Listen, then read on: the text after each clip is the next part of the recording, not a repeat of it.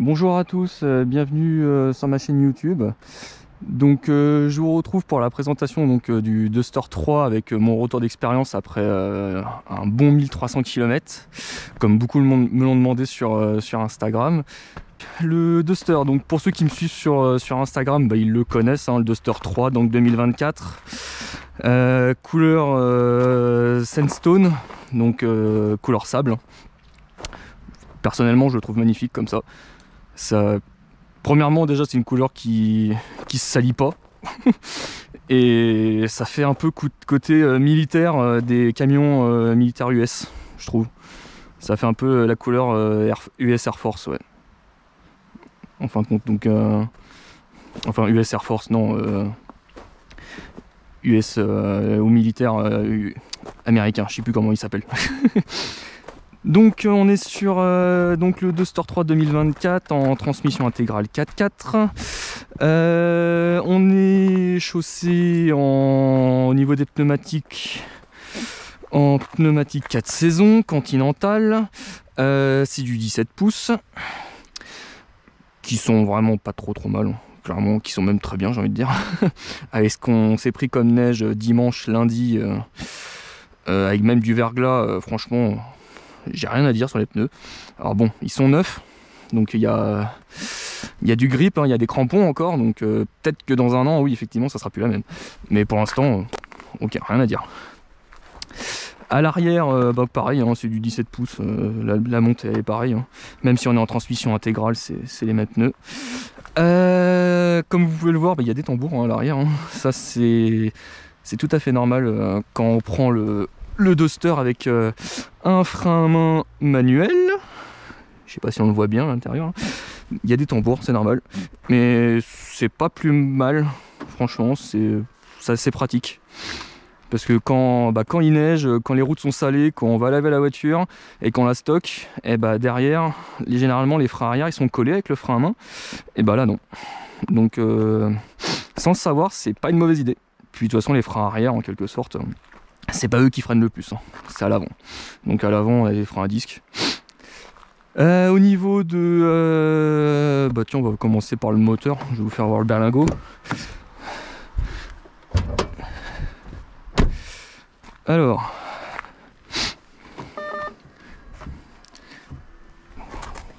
Comme toujours, on galère. Alors, moteur V8 6 litres 2. Non, je rigole.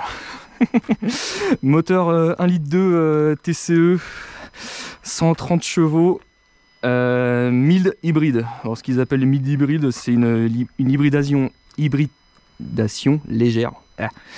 Donc c'est un alterno-démarreur qui se trouve là, juste là. Un alterno-démarreur de 14 chevaux qui vient aider le moteur sur les relances et qui... En fin de compte, c'est deux moteurs en un, on va dire, clairement, et ça fait clairement le taf. On est sur un litre 2 TCE, donc turbo, hein, le turbo il est au fond là-bas. Voilà. Le cache, ils l'ont zappé, hein, je crois que Dacia, ils ont tout mis dans les vérins, hein. On a des vérins de capot sur le Duster, donc je crois qu'ils ont tout mis dans les vérins, et le capot, le cache moteur, ils l'ont oublié. Donc voilà, donc au niveau du moteur, 130 chevaux, 1 litre 2, franchement... ça n'a rien à dire. Vous verrez tout à l'heure lors de l'essai routier, mais c'est loin d'être un veau. Clairement, ça marche super bien. Puis l'électrique l'aide bien. Même si l'électrique n'est pas relié directement au train roulant, mais dans le moteur, franchement, il n'y a rien à dire. Clairement, ça marche très bien. Donc, voilà pour le moteur. Toc. Alors... Au niveau du coffre, tu vois, je peux vous montrer le coffre. C'est vrai que sur Instagram, je vous le montre pas souvent le coffre. Donc, hop. Donc voilà le coffio. Donc on est sur 456 litres de mémoire, hein. Je crois que c'est ça. Avec la roue de secours, hein, une vraie roue de secours en bas. Alors ça c'est une option, hein. Option à 200 € chez Dacia. Hein, ouais. Ça devrait être obligatoire une roue de secours, mais bon, après, faut payer pour l'avoir. Donc voilà, mais sinon grand coffre, j'ai pas encore eu l'occasion de mettre plein de valises dedans, mais ça a l'air d'aller. Alors un truc que je me suis fait avoir le week-end dernier en voulant aller skier, il n'y a pas de trappe à ski. Donc, alors moi j'ai la version extrême, donc j'ai les barres de toit modulables, donc je peux les incliner et mettre les porte-skis. Ce qui va arriver d'ailleurs parce que quand on va skier à plusieurs, bah finalement on empiète sur la banquette arrière. Donc voilà pour la présentation. Donc bah après je pense qu'on va passer sur l'intérieur et donc c'est vrai que je vous ai pas montré les donc je vous ai montré le coffre, mais je vous ai pas montré les passes arrière. Donc clairement bah, je suis monté déjà à l'arrière, bon pas en roulant, mais il y a de la place. Bon, le passager du milieu, bon ça c'est normal, hein, ça c'est un porte-gobelet mais ça se retire, mais il y a le tunnel de transmission, donc il faudra pas être trop grand quoi. Mais sinon ouais, il y a largement de la place, hein. Même en hauteur sous plafond, 2 adultes ils tiennent largement derrière.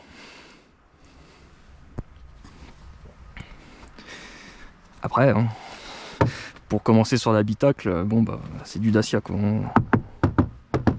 C'est plastique hein, mais bon. On va pas chipoter. On n'est pas sur une Mercedes classe S quoi. Mais bon, ça reste quand même bien fini, même si c'est le plastique. Ah, je vous ai pas montré, il y a la petite antenne requin, ça aussi c'est pareil, c'est une option. C'est une petite option parce que sinon, d'origine sur le Duster, c'est une antenne comme sur les Clio 5, c'est une antenne qui fait 3 mètres de haut, là, qui gratte le ciel. Je trouvais pas ça très beau, donc l'antenne requin c'est beaucoup plus beau. Voilà. Bon allez, on va se mettre au chaud parce que c'est pas tout, mais il caille un peu quand même. Hop. Ah, donc là vous avez la petite animation Dacia qui s'est mise en route, donc vous avez vu la fin. Mais alors, en théorie il y a de la musique avec. Bon, au bout d'une semaine ça m'a pris la tête, donc je l'ai dégagé la musique. Mais voilà. Donc là, bah, on va le démarrer, on va se mettre du chauffage hein, parce que c'est pas tout, mais il fait combien? Il fait -1 hein. Eh. Ah. Donc voilà, donc on tombe directement donc sur Android Auto, donc mon téléphone est connecté en Bluetooth directement sur l'écran du Duster. Donc on arrive directement sur Android Auto, il lance la musique, il lance le GPS, tout direct. Au niveau de derrière le volant, alors moi ce que je fais quand je rentre, donc on a le start and stop déjà qu'on enlève. Ça c'est obligatoire, surtout sur un moteur turbo, je vois pas l'utilité mais bon.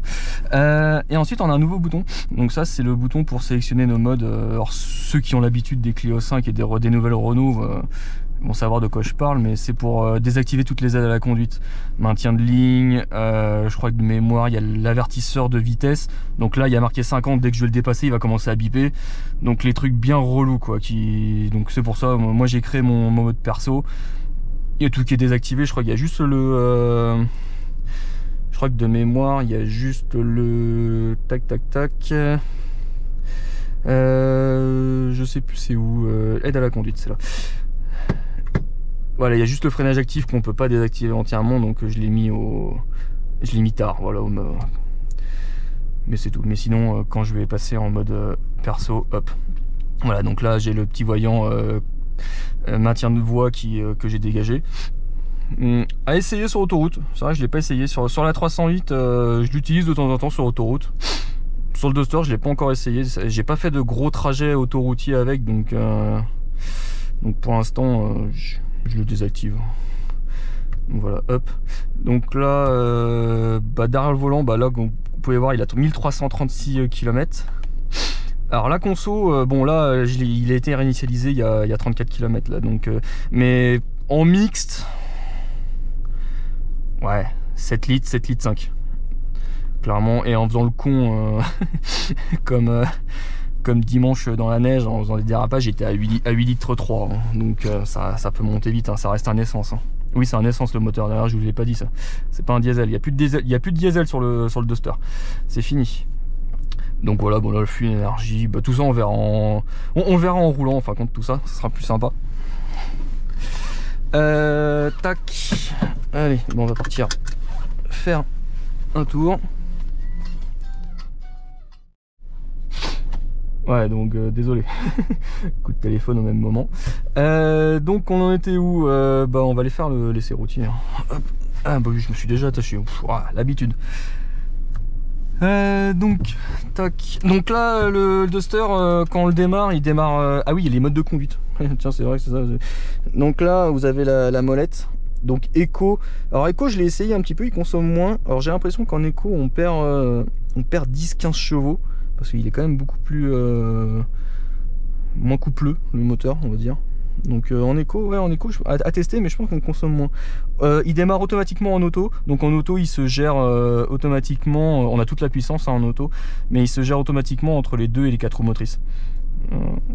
Donc sur les relances, quand on s'arrête à un stop et qu'on redémarre, il va repasser en 4 roues motrices pour moins consommer. Il se gère vraiment tout seul. Ensuite, vous avez le mode snow, donc mode neige. J'ai eu l'occasion de le tester. C'était quand? C'était lundi. Ouais, lundi, quand il neigeait vraiment, qu'il y avait vraiment plein de neige sur la route. Alors le mode neige, clairement, c'est le mode safe. Alors déjà, il y a moins de puissance.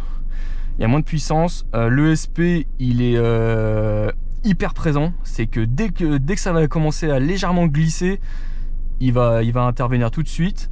On est en 4 roues motrices, alors il se gère quand même un petit peu, mais il favorise quand même vachement les 4 roues motrices en mode snow, mais on perd de la puissance, le SP, enfin contre c'est le mode, clairement c'est le mode safe. C'est il glissera pas, ça bouge pas, vous pouvez rouler sans problème jusqu'à 50 km/h avec le mode snow, ça bougera pas quoi, même au-delà, hein. J'ai passé au-delà, mais clairement voilà. Mode sable, bon bah ça va être compliqué, on n'est pas dans le désert hein, ici, donc j'ai pas essayé le mode sable. Et le mode lock, donc lock c'est le mode off-road, hein. Donc là c'est pour le bloquer en 4 roues motrices. Donc là c'est pour, j'ai eu l'occasion de le tester un peu en off-road. Donc bah en 4 roues motrices clairement ça marche bien, ça grimpe. À tester vraiment dans du vrai off-road, hein, donc ça sera pour le printemps été. Hein. Parce que là j'ai pas vraiment testé, mais par contre c'est le mode que j'ai favorisé sous la neige ces derniers jours, parce que c'est le mode un peu rigolo quand on va dire. L'ESP il est pas présent du tout, il laisse énormément de liberté. On a même beau le déconnecter, mais il laisse énormément de liberté, il arrive vraiment au bout, il nous laisse glisser, hein. Clairement il nous laisse glisser, donc vu que c'était pour glisser un petit peu, le off-road franchement je préfère, puis on a toute la puissance, et ça c'est vraiment bien, et voilà, c'est le mode que j'ai préféré, mais sinon pour tous les jours il est en mode auto quoi.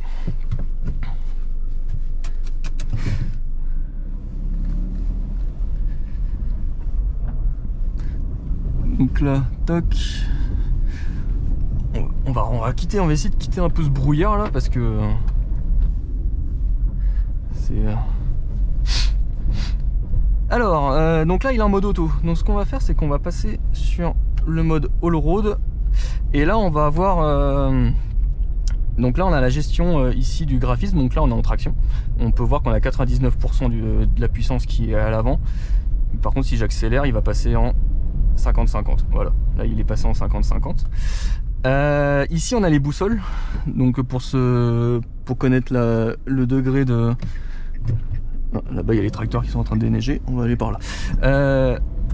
Les boussoles, donc l'inclinaison avant-arrière et l'horizontale, qui est plutôt pratique. En off-road c'est sympa, puis après quand il y aura la tente de toit, ça sera pratique pour se mettre à plat pour éviter de dormir de travers quoi. Ça sera vraiment pas mal. Donc là, ouais, il y a du brouillard, on voit rien du tout. Donc l'hybride, hein, voilà, donc là je touche plus à rien, bah, il freine tout seul quoi. Et ça c'est vraiment top. Et sur la neige en descente, c'est hyper sécuritaire quoi. Clairement, on n'a même pas besoin de toucher au frein. Pour le coup, ça l'hybride, c'est vraiment bien. Clairement, hop, il freine tout seul. Donc il est un peu raide. Alors par contre, j'ai eu l'occasion de le tester, hein, le châssis est vraiment bon. C'est la plateforme de la Clio 5 et ça se voit tout de suite, hein. On n'est plus sur des anciens châssis, là il est vraiment très bon. Il est un peu raide, bon bah il est neuf, hein, il a 1300 km. Mais non, mais franchement sinon le comportement routier est vraiment pas mauvais. C'est pas une sportive, mais on est vraiment pas mal. Clairement. celui-là, je passe les rapports, il y a 2500 tours. Alors là, le premier et le deuxième rapports sont assez courts. Alors ça, en ville ça choque parce que quand on démarre en première, on passe tout de suite la 2, on monte tout de suite dans les tours, donc elle est vraiment très très courte la première, vu que c'est un 4x4 mais qu'il n'y a pas de boîte courte pour aller en off-road, on est que sur la première ou le deuxième rapport, quoi. Mais c'est vrai qu'en ville, clairement on peut redémarrer en deuxième avec un Duster. On peut redémarrer en deuxième avec un Duster. J'ai essayé au stop et ça passe largement. Tellement la boîte est courte. Alors lui il court dans le brouillard, on n'était même pas éclairé. Ça c'est pas intelligent ça. Ouais, là je suis en 5ème là. Donc je vais quand même repasser la 4 pour monter. Ouais, il y a un peu de neige, mais là. Puis je vous dis, les pneus 4 saisons, ils sont neufs, donc il y a des crampons dessus. Je garantis pas que l'année prochaine ça sera pareil avec les pneus 4 saisons. Là par contre pour le coup, ça se trouve qu'il y aura plus de grippe du tout quand ils seront usés. Mais là, franchement, lundi et mardi, là j'ai eu aucun problème. Même lundi sur une montée qui était complètement verglacée, ça passait très bien. Alors que d'autres ne passaient pas, qui étaient en pneus neige. Donc on va aller faire Chamonix, on va aller faire un petit tour, on va voir s'il y a du soleil là-haut, ça peut être pas mal.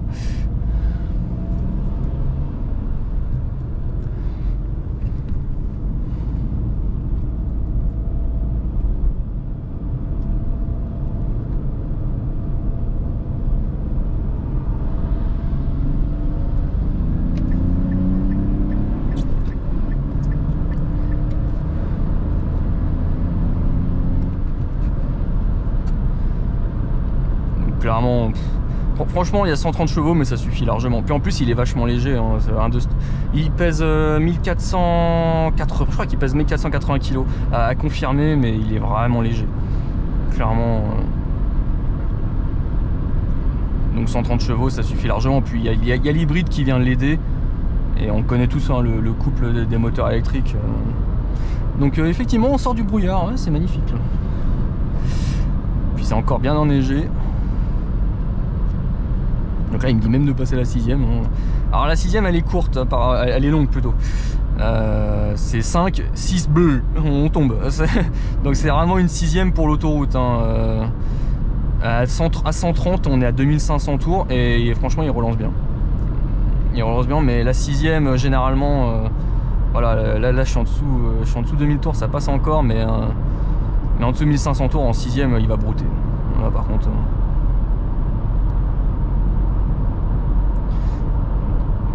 Donc après au niveau de là c'est 7 litres 4, ouais bon là c'est en instantané. Là je suis en instantané, j'étais même monté à 10 litres là. Mais à voir, j'ai pas fait de gros trajets autoroutiers, donc ça au pire je vous le redirai sur Instagram. La semaine prochaine je dois remonter sur Paris et je vais remonter avec pour voir vraiment sa consommation. Donc là on a les kilomètres. Là on a le flux d'énergie, donc si je lâche l'accélérateur, voilà, ça recharge. Et là on utilise les deux. Là on est le moteur thermique. La boussole qu'on retrouve ici. Alors je préfère là, on a les angles, on a les degrés, que là on les a pas. Mais par contre on a la boussole, donc là on se dirige vers l'est. Alors ça c'est bref, ça je l'utilise pas. Et ça le GPS, vous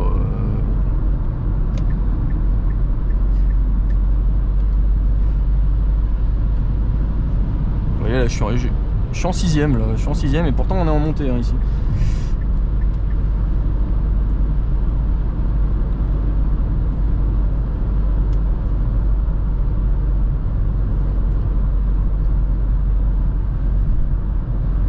Mais voilà, et là vous voyez c'est à côté du ah il y a une voiture c'est en panne. Là vous voyez à côté du 90 il y a un petit voyant volume, là c'est pour me dire qu'il est muet. C'est le mode que j'ai personnalisé ça. Donc je l'ai reçu il y a il y a un mois, ouais il y a un mois maintenant. J'ai fait 300 km dès le premier jour. Je suis tombé en panne. Alors en fin de compte, ce qui s'est passé, c'est qu'il y a un rappel constructeur qui est sur les Duster 3 en fabrication de juillet à septembre. Donc il y a un rappel constructeur pour un connecteur en dessous le pied qui apparemment qui déconne et qui pose gros problème parce que la voiture s'éteint sur la route sans prévenir, c'est la cata. Donc moi le premier jour que je l'ai reçu, donc j'ai fait 300 km et c'est simple, c'était sapin de Noël sur le tableau de bord. J'ai eu le voyant à injection qui s'est allumé, il n'y avait plus rien qui fonctionnait, j'avais tous les voyants. Donc au garage, il est resté un peu plus d'une semaine et demie, le temps qu'il trouve ce que c'était. Et au final, c'était le rappel constructeur. Donc même le mien qui a été construit après est quand même concerné. Et d'ailleurs, je remercie la concession et le garage Renault à Salanches parce que c'est eux qui s'en sont occupés. Et clairement, ils savaient pas non plus. Et donc voilà. Donc si vous avez des Duster, faites attention. Il peut y avoir des si vous avez le voyant injection qui s'allume, ça peut être ça. Donc pour moi, c'est tous les Duster qui ont été concernés parce que le mien il a été construit en octobre et à l'usine ils ont eu le même problème. Donc voilà. Alors un autre problème que j'ai eu, à part celui-là qui est quand même un gros problème, il y a quand même souvent des bugs sur l'écran tactile. La dernière fois il s'allumait plus. Alors j'ai éteint la voiture 2-3 fois, puis il s'est rallumé. Il y a un autre moment, il avait froid, le tactile ne fonctionnait plus. Donc voilà, donc il y a quand même quelques bugs. Il y a quand même quelques bugs clairement sur le Duster. Donc après c'est comme on dit, c'est toujours Duster 3, c'est première génération, donc il les teste. Ils sont un peu en test, donc sur le phase 2, tous les problèmes seront corrigés. Ça par contre c'est pratique ça, d'avoir les touches là comme ça, c'est sympa. Parce que c'est vrai que j'ai une 308, il faut aller chercher là, c'est vrai que de temps en temps c'est un peu chiant. Qu'est-ce que je peux vous dire d'autre? Sinon la voiture franchement il n'y a rien à dire clairement dessus. Pour l'instant elle fait le job, à part les petits problèmes que j'ai eu avec donc le rappel constructeur, mais finalement c'était un truc connu, bon qu'ils auraient pu corriger à l'usine, mais sinon j'ai pas d'autres problèmes avec. L'autre il a un Audi, il a mis des chaussettes. Il n'y a rien sur la route mais il a les chaussettes.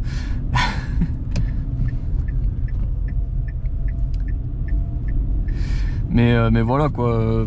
Après la voiture, non franchement c'est top. Clairement je l'ai bien testé sous la neige lundi et dimanche, lundi et mardi, et clairement il n'y a rien à dire. Franchement c'est royal, ça bouge pas. Si on joue pas avec et qu'on roule tranquillement, c'est hyper sécuritaire, ça bouge pas du tout. Pour un 4 motrices, franchement je suis impressionné parce que c'est pas un vrai 4x4. Les puristes le diront que c'est pas un vrai 4x4. Et effectivement, c'est pas un vrai 4x4. Il n'y a pas de boîte courte. On n'a pas de blocage de pont. On n'a rien. C'est un semi 4x4 en quelque sorte. Mais franchement, ça fait bien le job. Clairement, il est vraiment pas mauvais. Et oui, si, un autre truc qu'on pourra pas vérifier mais qui m'énerve un peu, c'est que les phares, alors les phares de croisement sont à LED, mais les phares de route sont halogènes. Alors ça je comprends pas. Ça je comprends pas de mettre. Alors les phares à LED ils éclairent de croisement, ils éclairent bien, et les phares de route ils éclairent rien parce que c'est de l'halogène. Donc ah ouais, mais il n'y a pas assez de neige pour mettre les chaussettes là. Les phares de route halogène, ouais, j'ai pas compris. Peut-être pour faire des économies, mais ouais, économie. Donc à voir, peut-être à remplacer par des LED prochainement, parce que sinon ça éclaire vraiment rien. Et pourquoi pas investir dans une barre LED aussi. Sur le toit directement, c'est pas plus mal. Donc voilà, je pense que j'ai fait le tour du Duster. Donc en conclusion, clairement c'est une bonne voiture, clairement. Puis Dacia, effectivement, Dacia Duster, ça peut faire peur. On peut se dire ouais, Dacia, voilà quoi, c'est des voitures bas de gamme et tout ça. Non, c'est fini ça. Là c'est fini, on n'est pas sur du haut premium, mais on n'est pas très loin du premium, clairement là. Bon, les prix aussi, ils sont bien premium. Donc comme je vous disais, ma finition, 30 000 euros.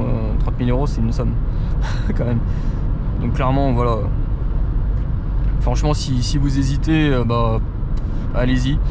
Alors après, moi, ce que je peux vous conseiller, c'est si vous n'êtes pas forcément pressé, que vous êtes quand même intéressé, attendez la prochaine phase, la phase 2, parce qu'il y a le Bigster qui, donc son grand frère, qui sort l'année prochaine, et il y a des nouveaux moteurs qui arrivent, dont mon moteur, il va arriver en GPL, 140 chevaux.